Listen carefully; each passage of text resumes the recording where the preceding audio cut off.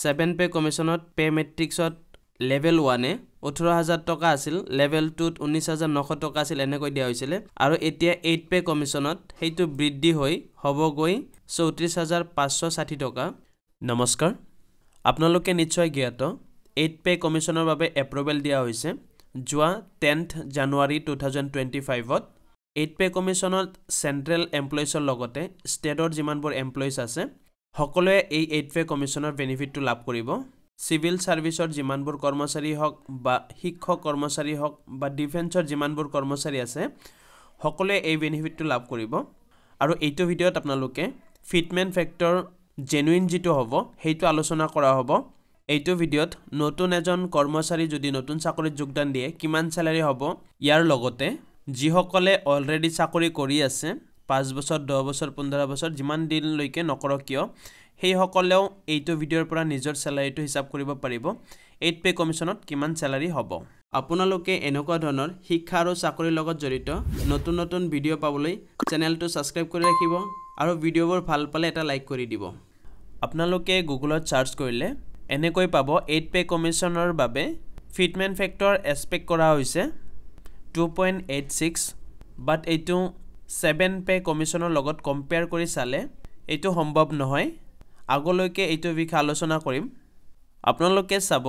minimum basic স্যালাৰি বাই 6 pay commission 6 pay কমিশনত 7000 টকা basic pay আছিলে basic স্যালাৰি আছিলে তাৰ ডিয়াৰনেছ এলাউন্স এজ অন 1 জানুৱাৰী 2016 চনত বৃদ্ধি হৈ কিমান পাৰ্চেন্ট হৈছিল 125% হৈছিল গৈ আৰু ইয়াত চাব মাল্টিপ্লিকেশন ফ্যাক্টৰ 1 ৰ ওপৰত গলে 1.25 হয় আৰু 1 প্লাস হয় এনেকৈ 2.25 ফিটমেন্ট ফ্যাক্টৰ অলৰেডি চলি আছিল 1 জানুৱাৰী 2016 চনত কিন্তু 2016 চনৰ নৱেম্বৰ মাহতহে 7 পে কমিশন লাগু হৈছিল আৰু 11 মাহৰ বকেয়া দিয়া হৈছিল এৰিয়াৰ হিচাপে দিয়া হৈছিল আৰু ইয়াত চাব 2.25 ইনটু কৰিলে 7000 ৰ লগত আপোনালোকৰ বেসিক স্যালাৰি হ'ব 15750 টকা 1 জানুৱাৰী 2016 চনত আৰু আপোনালোকে নিশ্চয় জানে 7 পে কমিশনত ফিটমেন্ট ফ্যাক্টৰ 2.5 টাইমছ দিয়া হৈছিল 2.57 দিয়া হৈছিল যেটো এক্সপেক্ট কৰিছিল 3 পইণ্ট সামথিং কিন্তু হেইটো নিদি মাত্ৰ 2.57 দিয়া হৈছিল আৰু ইফেক্টিভ ইনক্ৰিমেন্ট হৈছিল 14% 14.2% এই ইফেক্টিভ ইনক্ৰিমেন্টটো হয় এই যেটো বেসিক পে আছিল 6 পে কমিশনৰ 7000 টকা তাৰ লগত যিমান পাৰ্চেন্ট দিয়ে আছিল 1 জানুৱাৰী 2016 ত 125% আছিল 125% দিয়ে মানে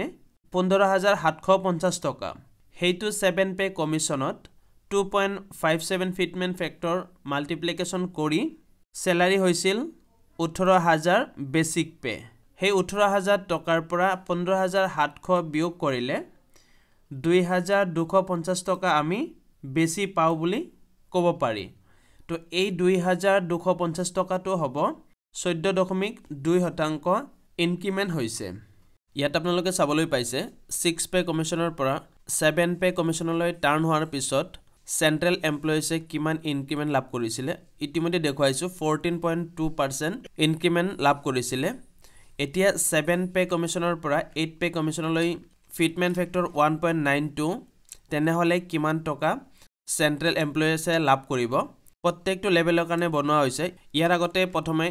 এই টেবুলটো চাই লওক এই টেবুলটোত 8 পে কমিশনত কিমান স্যালাৰি হ'ব হেইটো আলোচনা কৰা হ'ব এইটো সেন্ট্ৰেল এমপ্লয়িজৰ কাৰণে ইয়াৰ পিছত অসমৰ কৰ্মচাৰীয়ে কিমান স্যালাৰি লাভ কৰিব নতুন নাইবা পুৰণি কৰ্মচাৰীয়ে কিমান লাভ কৰিব হেইটো দেখুৱাই দিম ইয়াৰ আগতে প্ৰথমতে সেন্ট্ৰেল এমপ্লয়িজৰ কিমান হয় হেইটো ক্লিয়াৰ কৰি লও তেনেহলে আপোনালোকে বুজিবলৈ সহজ পাব ইয়াত আপোনালোকে চাবলৈ পাইছে মিনিমাম বেসিক স্যালাৰি 7 পে কমিশনত একেবাৰে তলৰ কৰ্মচাৰীৰ বাবে 18000 টকা আছিল বেসিক পে আৰু এটা কথা ক্লিয়াৰ কৰি দিও সেন্ট্ৰেল পে কমিশনত গ্ৰেড পে আৰু পে স্কেলটো চেঞ্জ কৰি পে মেট্ৰিক্সত হিসাব দিয়া হৈছে কিন্তু অসমত এতিয়াও গ্ৰেড পে আৰু পে স্কেলটো ৰখা হৈছে গতিকে হেতু অলপ পিছত বুজাই দিছো আপোনালোকক প্ৰথমতে আপোনালোকে চাব ডিয়াৰনেছ এলাউন্স ধৰি লৈছো 1 জানুৱাৰী 2026 63% লৈকে হ'ব ইয়াত আপোনালোকে চাবলৈ পাইছে মাল্টিপ্লিকেশ্যন ফেক্টৰ 1.63 যেহেতু ইয়াৰ আগৰ 7 পে কমিশনত 125% লৈকে দিয়ে গুছি গৈছিল আৰু আমি এতিয়া ধৰিছো 63% লৈকে গতিকে 1.63 হ'ব এক্সিস্টিং মিনিমাম বেসিক স্যালাৰি হ'ব 1 জানুৱাৰী 2026 29000 টকা এইখিনি হ'ব 63% দিয়ে হলে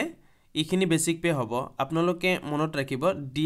দিয়ে বাঢ়ি যোৱাৰ লগে লগে আপোনালোকৰ বেসিক পেটো অটোমেটিক্যালি বাঢ়ি গৈ থাকে আৰু যেতিয়া 7 পে কমিশন লাগিছিল তেতিয়া দিয়ে আকৌ 0 পৰা আৰম্ভ হৈছিল ঠিক তেনেকৈ 8 পে কমিশন লগাৰ পিছত 2026 চনৰ পিছত আকৌ দিয়ে 0% হৈ যাব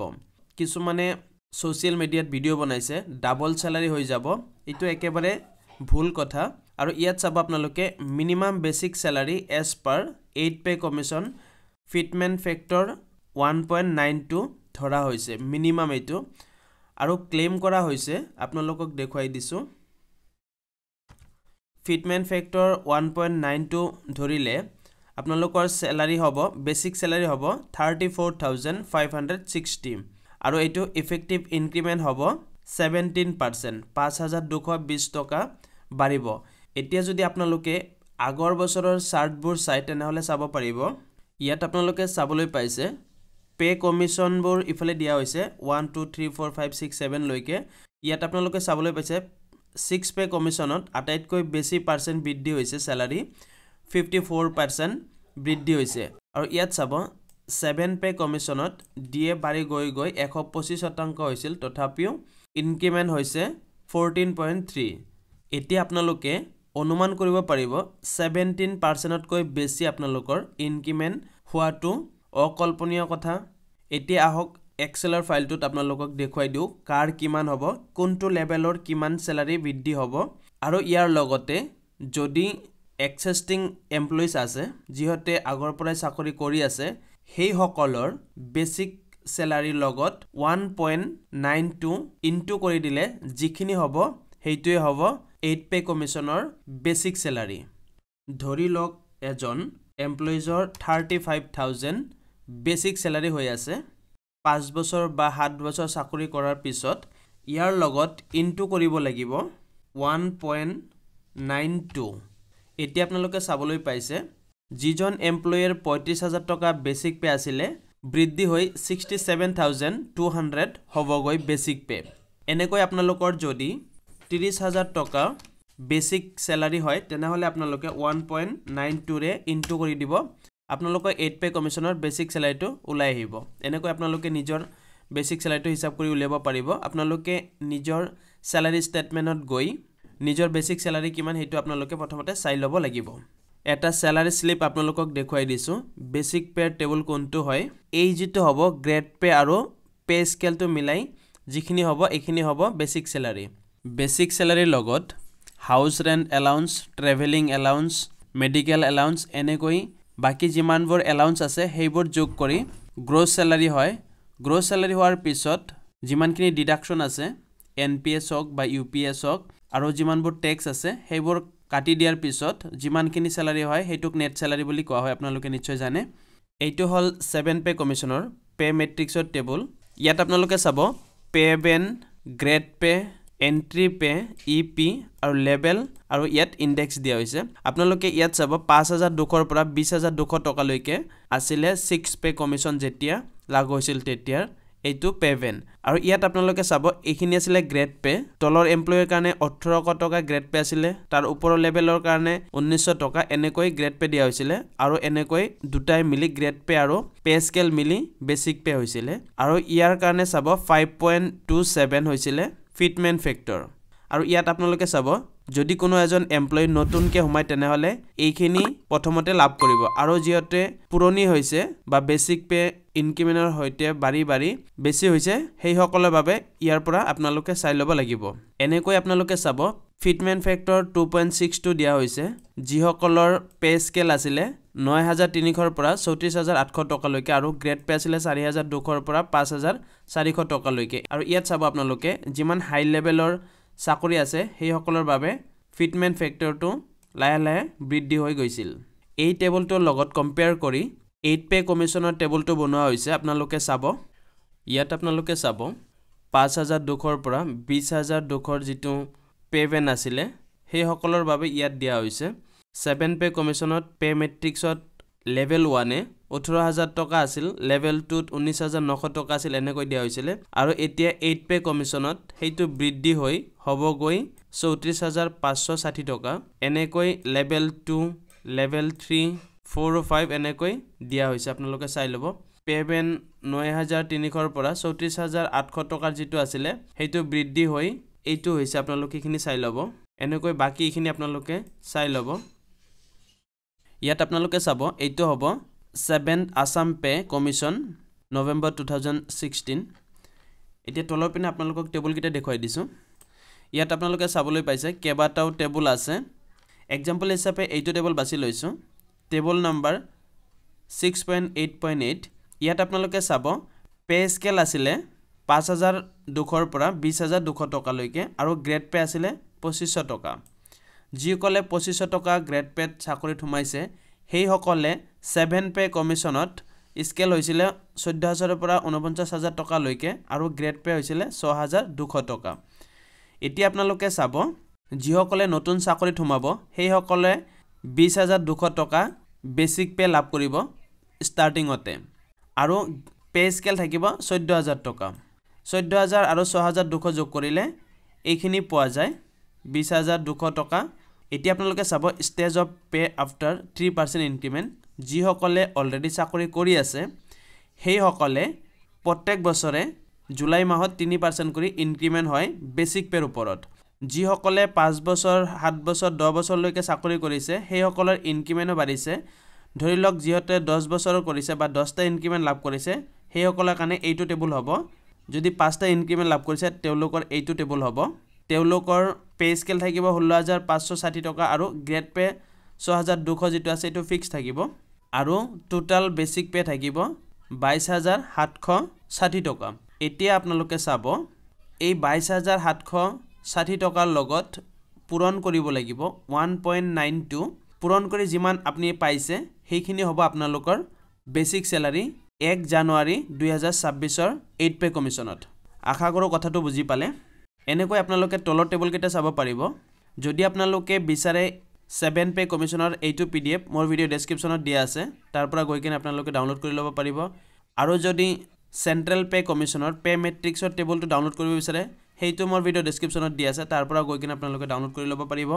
আপোনালোকে এডুকেশন ৰিলেটেড জব ৰিলেটেড নতুন নতুন ভিডিও পাবলৈ চেনেলটো সাবস্ক্ৰাইব কৰি ৰাখিব আৰু কাষত থকা বেল আইকনটো দবাই ল'ব একেবাৰে হেকত আপোনালোকক জনাই দিব বিচাৰো অসমৰ ফাইনান্স ডিপাৰ্টমেন্টৰ পৰা 2019 চনত পে ষ্ট্ৰাকচাৰ মডিফাই কৰি এটা টেবুল বনাই দিয়া হৈছে আপোনালোকক দেখুৱাই দিছো অলপ জুম আউট কৰি দিছো ইয়াত আপোনালোকে চাব এমেন্ডমেন্ট টেবুল 1 আৰু ইয়াত চাব 1 নম্বৰ কলমটো দিয়া হৈছে এক্সিস্টিং পেভেন পে স্কেল 4560 টকাৰ পৰা 15000 টকা যাৰ আছিল 6 পে কমিশনত তেওঁলোকৰ গ্ৰেড পে আছিল 1500 1600 আৰু 1800 আৰু হেতু ৰিভাইজ গ্ৰেড পে দিয়া হৈছিল এইখিনি আপোনালোকে চাই ল'ব আৰু পে স্কেল আছিল এইখিনি 12000 টকাৰ পৰা 52000 টকা লৈকে আৰু যি সকলৰ 5200 টকাৰ পৰা 20200 টকা লৈকে পে স্কেল আছিল আৰু গ্ৰেড পে আছিল এইগিটা হিয়তৰ বৰাই কেনে ৰিভাইজ গ্ৰেড পে দিয়া হৈছে এইখিনি লৈকে আপোনালোকে চাই ল'ব 5000 টকা যেটো 2000 টকা গ্ৰেড পে আছিল হেতু 5000 টকা হৈছে গৈ 7 পে কমিশনত আৰু পে স্কেলটো দিয়া হৈছিল 14000 টকাৰ পৰা 60500 টকা লৈকে এনেকৈ আপোনালোকে তলৰখিনি চাই ল'ব আশা কৰো ভিডিওটো ভাল পাইছে যদি ভিডিওটো ভাল পাইছে এটা লাইক কৰি ভিডিওটো শেয়াৰ কৰি দিব আপোনালোকৰ ফ্ৰেন্ড সাৰ্কেলত ধন্যবাদ সম্পূৰ্ণ ভিডিওটো চোৱাৰ কাৰণে